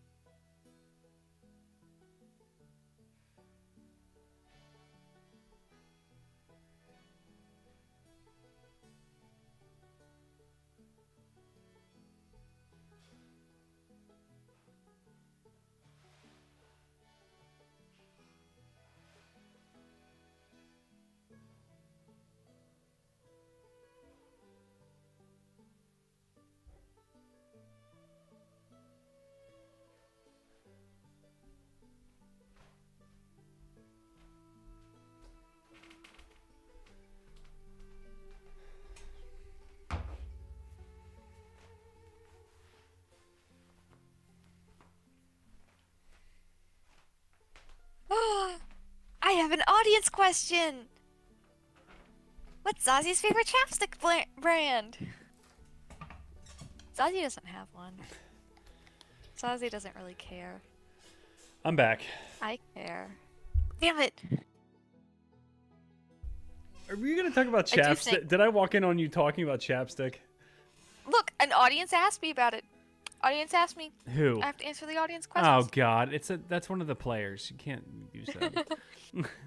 To be fair, I think that part of the reason I've been so talkative is because I was banned from talking during the breaks. I was banned. So now I gotta get it all out right now. Yeah, no, that's everything good. that's been building up. I'm glad that you're talking a bunch. You know. You're glad that I've been banned from talking? No, I'm glad that you're talking, and it's like, it's you know, whatever. It's this is the first. My age. Yeah, like honestly, this isn't about. Yeah, I'm giving you shit. Yeah, it's fine. I don't know. Whatever. All right, where are these fucking questions at? let's get this knocked out. Because we got to follow this format for everyone, and they all have to talk for an hour and a half until we get to this point. Just kidding. Hopefully, we'll be able to kind of pick the threads of what Zazi has dropped so far to kind of like drop in information. Assuming somebody listens to this in order, they'll be able to figure it all out. Yeah. But I mean, really, it's like for when a year from now and the show's like really taken off, people are gonna be like, oh man, I wish I knew what happened before, and then they can just listen to this episode and they'll know everything. Yeah. They'll know most of everything. Okay. I think we went over all of the moments that Zazi has experienced so far. Yeah. Yeah. The next question was, what is the most memorable moment that has happened in the 2 year span? Yeah, it's good. It's heavy. There's a lot of moments to choose from. Well, it's definitely one of them that we talked about today. Of course, yes. Very. I think it would have to be the Weir fire, the monastery fire. Oh yeah. Simply because it was not only such a fun scene to RP and be in character about, but it was just the turning point for Zazi. Yeah. where it was without that happening, I don't know where she would be. Without that happening, who knows? She might still like the family. So as I as don't a know. as a DM, that was like, there's been a bunch of them. You guys all have moments that I really remember, but as a DM, that one, I honestly agree. That's probably the one that stands out to the most for me as the turning point for Zazi. If this were the hero's journey, that would have been the moment where you accept the quest. You know, Hmm. so Yes, very much. all right, number three. So it sounds like we've been over a whole bunch of stuff. Um, Yeah. how do you? How has Zazie changed her ground? Yeah, exactly. How did? Oh, you can see it. Yeah, Duh. I'm reading it right now. I've got him pulled up as well. Yeah. So yeah, how's that affected you, and how have you grown from that? Or how is Zazie? I guess I should say. Um, well, when I went into Zazie's character, I wanted her arc and her story to be um to be partly revenge. You know, killing Veer has always been the ultimate goal. Right. That's always been the Right. goal. But more than that, and uh, it feels so burdened just to say this, but a story about overcoming trauma and growing and changing and learning who you are and choosing who you want to be. Okay. Um, and she's done that. Yeah, it's definitely moved in that direction She's done that. where like you're becoming less of a revenge trope and moving definitely into a more like self-actualized character that Hmm. is like lived in and is uh become Hmm. be able to experience affection without being completely uncomfortable, and there's more to life Hmm. now and your goals than just wanting to, but we'll get into that. Yeah. um any regrets that you have, or um, your character wishes they could change within the adventure so far? Does Zazie regret anything? does Ozzy regret anything? Um, I mean, she used to regret a lot of things. That was a whole part of the overcoming part. Um, is learning that her regrets were unfounded. I guess if that You're like I think that's correct. you're unregretting. Yes, yes. Like, oh, I regret leaving the family. No, you don't, bitch. The family was terrible, dude. It, yeah, she currently she doesn't really have any major regrets. Right, and that's kind of part of the one before where we were talking about how you've grown, and Hmm. where I guess maybe somebody might have regrets as they move forward, but one of your biggest things is letting go of that Letting go. baggage and letting go of Hmm. previous regrets, which is you're not picking up any new ones either. So that's cool. I Hmm. like that. All right, so um, tell us about your character's relationship with the other party members. Okay, so Let's let's start go with from Rose. yeah. Rose and Zazie are pretty tight. They spent the 9 month time skip to working together, uh, living together, being friends.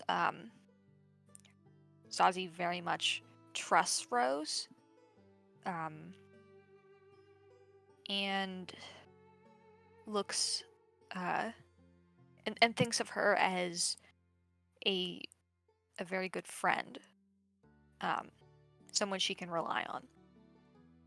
Their relationship is very strong. Um, her relationship with Lucian, honestly, not as strong as hers with Rose. Um, Lucian kind of he teases her, which in the past, when she was just a bag of prickles and hatred, she did not like. But I mean, she loves him. She definitely loves everyone in the party, um, and has gotten closer to Lucian. Um,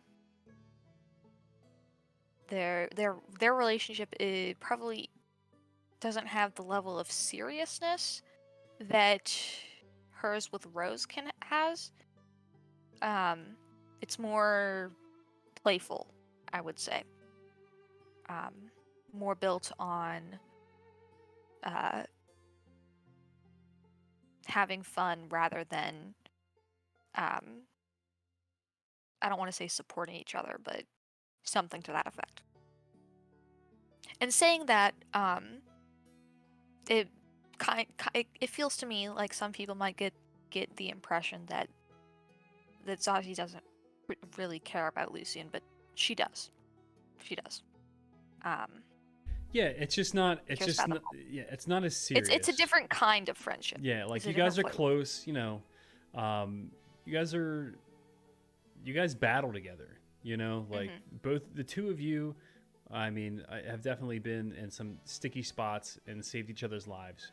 But if she had to choose somebody to fight with, it would probably be Lucian. If she had to choose somebody to cry with, it would be Rose. Cry with? Yeah. Well, what about the last person, the remaining core party member? Ha ha ha ha. It's Kovanen.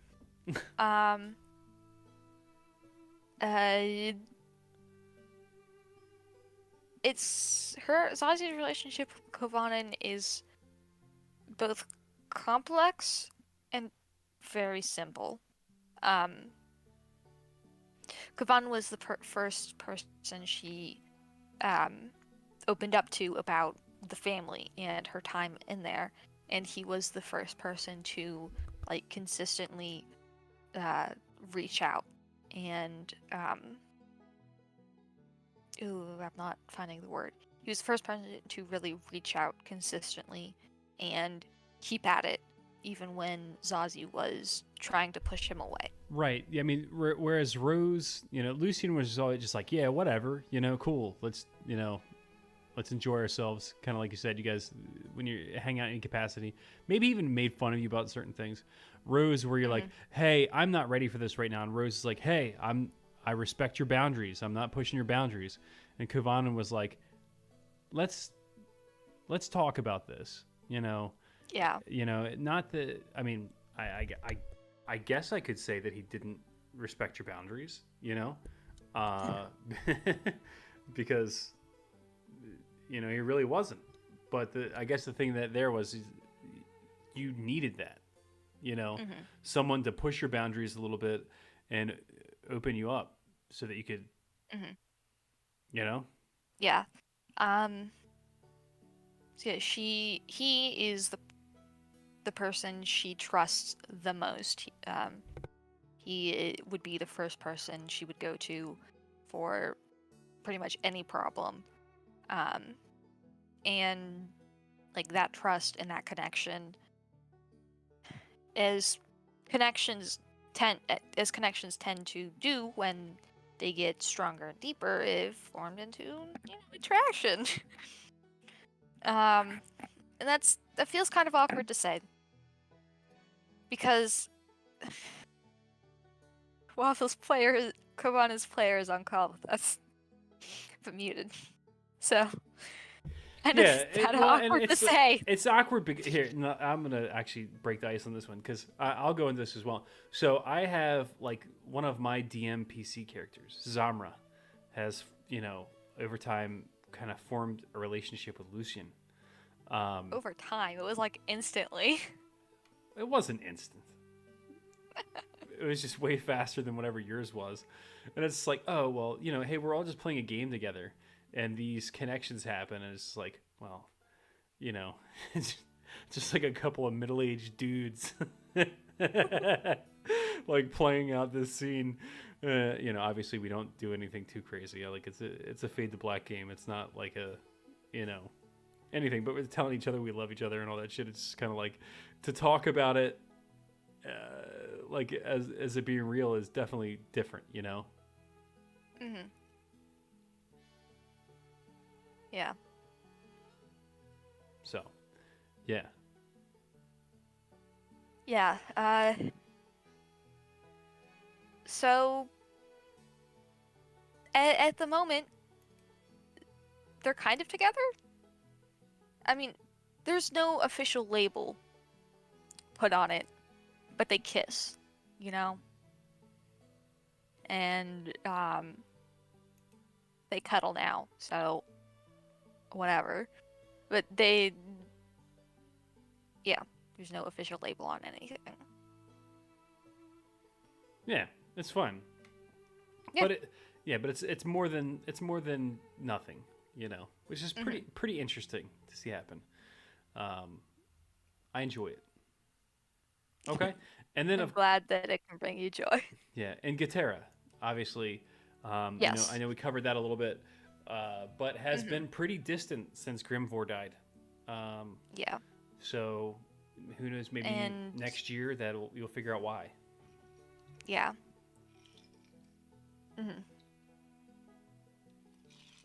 Also, so cryptic with her answers to questions. And always has oh my been. God. That's not new at all. Pisses Zazi off. Pisses me off too. Oh, But I gotta she's stuck with clarify him. this real quick. Lucian's player is not middle aged. Only I am. So, all right, Steve, you feel better now. All right, cool. Next question. Sorry, I need to get this chair replaced. It's so loud. All right. Regrets. Okay. I think we've covered this one already. And it's what's the biggest challenge your character has faced? And I think that really goes along with the growth. It's basically, so let's skip that one. Okay. At this point, and we got the party listening, this may not be true for anyone else or for you, but okay. Are there any secrets or hidden motivations your character's been keeping from the party? Secrets. I don't think Zazi is intentionally keeping any secrets. She's very, at this point in time, she's very open. I guess the only thing that would be a secret would be all that secret shit you were telling me about how my bag of holding has been getting fucked up because there's an evil scepter in there, and also that shard of the Unmaker. The scepter's not doing anything. You put a shard, basically a splinter of an evil god of unmaking, inside of a bag of holding. And I got on the server, and I was like, hey guys, I don't really know what to do about this. This is what happened. They're like, oh, well, that literally can't happen. That's impossible. You're putting an extra dimensional space inside of an extra dimensional space. That can't happen. I was like, well, it's too late. It already happened. They're like, oh man, well you gotta make that a bag of devouring. And I haven't really got into details with you on that one, but we're here talking about it. Yeah. And Zazi's been getting a bad feeling every time she uses this bag, but I wanted to make sure, we all on the Keith Baker server were talking about it. And we're like, well, you gotta give them a warning and let them know that it's about to happen. But like seriously, that needs to turn into a bag of devouring, or unmaking. Like you put something in there, and either it comes out as like, I don't know, something unmade, whatever that means, or it just totally annihilates it. So basically, the bag of devouring. Anyway. Yeah, that would be the only secret Yeah. but Yeah, you guys all know that only now. because that hasn't come up yet. No, That hasn't come up. it will. It will, but Very soon. yeah, but it just hasn't come up yet. Even in the text RP we've been doing, it hasn't come up. Yeah. Zazi's just like, So fuck that's this bag. something that's something that will come up, but it would need a little bit more time. But that's the only like secret Yeah. that Okay. would be I could think of. All right. We're coming to the end here. We got 3 more. What is your ultimate goal? What is your character's quest that they're pursuing? And I think there's a few, but what's your top one? Yeah. She's got, I think, 2 of very similar Fine. importance. The first is to kill Veer. Obvious. Kill him. Yeah. And end the family, and end all of that. And the second would be to break Kovanen out of his cycle. Okay. So purge the family, and then basically save your friend from, we'll get into that. Yeah. What that means for him. Okay. And so can you tease any upcoming like twists or developments that are in the works right now for Zazi? And I can think of one in particular. The Dreamlands and Delcor might not be as might be a bit closer connected than people think. Yeah. Hahaha. All right, Mickey Mouse.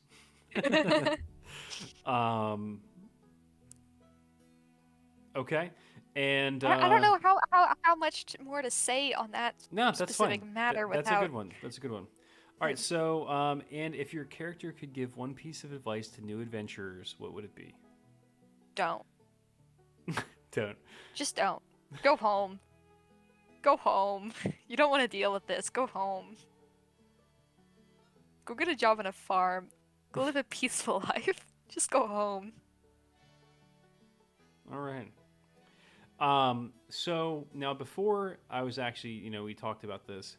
I was gonna run like a little mini session afterwards, but I mean it's 10 already, and I think that I'm gonna put the burden of having done the biggest recap on you, or hopefully. Now, if there was a particular scene that you had in mind or something you wanted to do, we could do that. Otherwise, I think we could wrap it up and call it good. Unless yeah, go ahead. I don't think any of what Zazi was planning on doing is stuff that absolutely needs to be done in a session. Okay. Yeah, and you know what? Even reading the Pentaconic manuscripts again could be done over text, and I just roll stuff or whatever. Yeah. So yeah, and these don't all have to be run exactly the same, but no, that was cool. I'm glad that we were able to do this.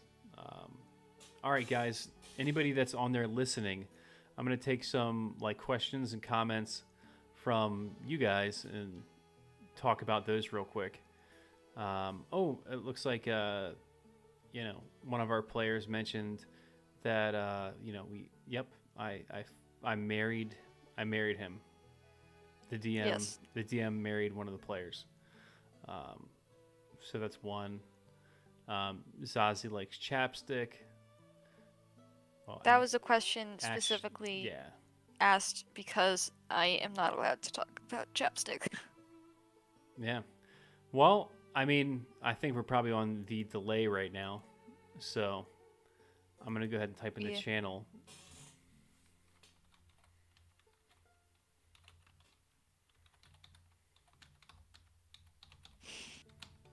Oh. I did enjoy this. I like talking about Zazi. What if Al Oh, we have one from Delicious. What if Al had asked Zazi out Go ahead. for Yeah, reals? you can field this one. Okay. So, the thing with Al is that it was so funny, and I don't know about Mr. DM over here, but I only I approached it as just solely a way to make funny moments and to laugh. So if Al had asked Zazie out, one of two things would have happened. Either one, she would have gone with him, not realizing it was going out as in a date, or she would have turned him down. Yeah, there was definitely Yeah. some pretty blatant interest on his part there. Except that Zazie is a fucking idiot and is completely blind to anything like Well, that. eventually you picked up on it and kind of let him know it wasn't going to happen. And his feelings were hurt for a couple of minutes, and then anyway, And he went to go. honestly, like, as a DM, I kind of made sure that everybody had, all kinds of different things going on and opportunities kind of coming across their plate, and everybody had more than one opportunity to have, like, come across a person that they may have some sort of interest in. And that was one of many people that you guys all met. Honestly, I can't remember why he attached to you. I know that he actually asked Rose to help him. No, he was going to teach Rose to read, actually. Yeah. I remember because Anyway. it was like the second or third session. Ooh, that's a good question. Zazie was scared of going into the library to see Katara again. Right. So she asked Lucian and Kovanen to go get her some books. And while they were there, Al asked, "Hey, do you know the real hot girl? The one with white hair?" Something like that. Just to also be clear, Al is basically Gatara's assistant. He runs the front desk at the library. He checks everything in, he checks everything out. Anyway, so our next question is, who is your favorite NPC? Now, I'll ask, who's Zazie's favorite NPC? And who's favorite NPC? Ash's favorite NPC? Because they may not be the same person. Zazie's favorite NPC.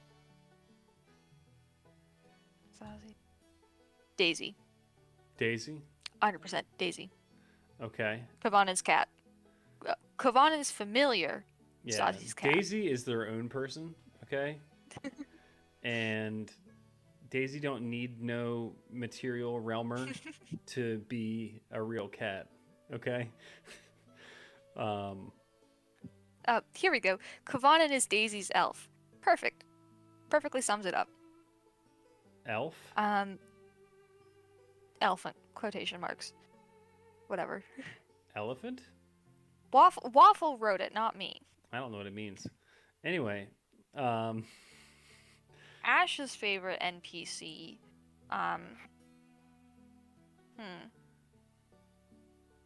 There's so many choices. There's so many good choices. Well, honestly, it might be Evil Kovanen. Okay. just Yeah, because when it's so fun to just like make conspiracy theories that NPC X is actually Evil Kovanen and that NPC Y is also Evil Kovanen. Yeah, like every it has become a thing. Ooh, that's just so funny to me. It's at the point now where anybody that I make him, you're gonna be like, oh, I knew it. Yeah. Because you've guessed everyone at this point is him or them. It's funny.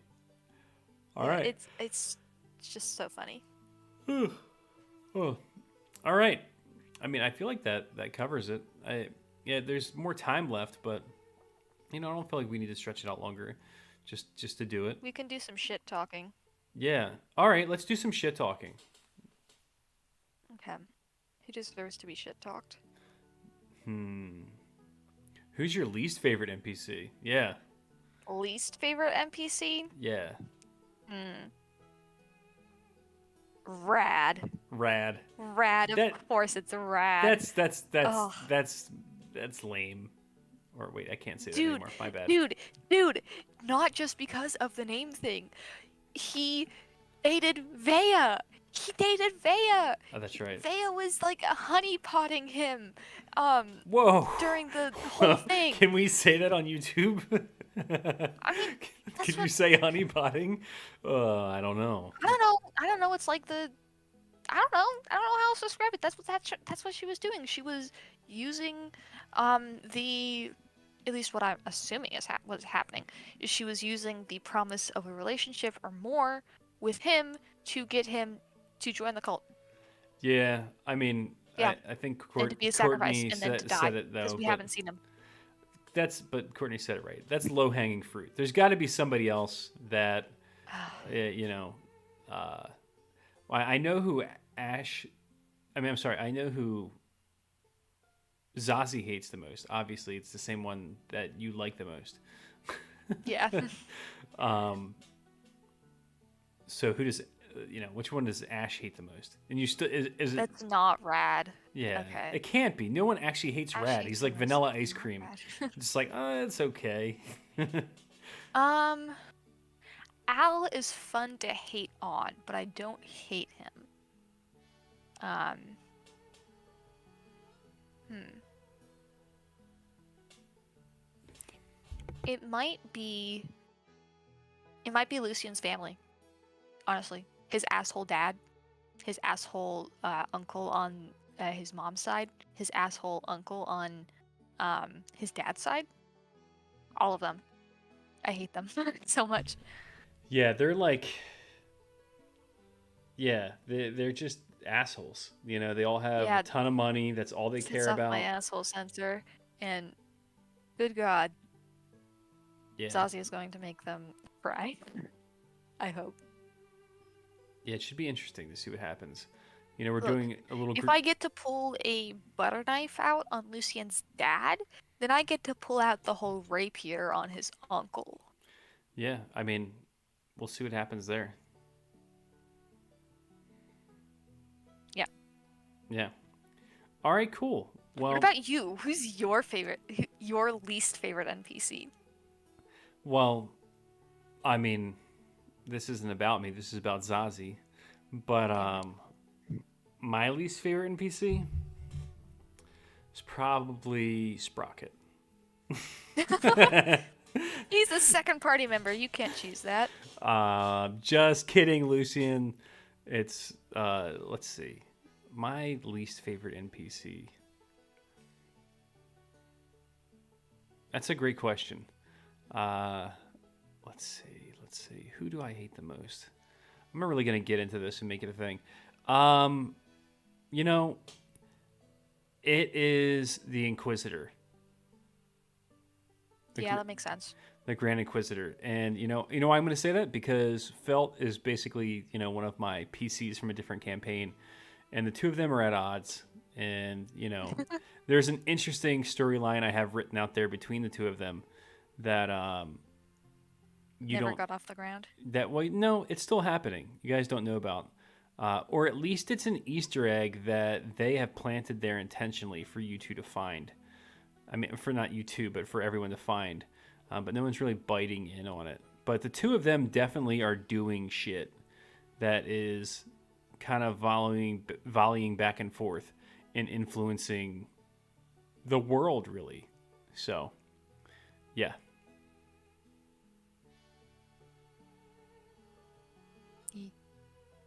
Cool. All right. That looks like the end of our questions coming in. And it was super fun having everybody listen, and tune in next week to hear about Kovanen. I assume it's Kovanen. We'll see. It might be Rose. It might be Rose. It's not Lucian. I know that. Who knows? Not me.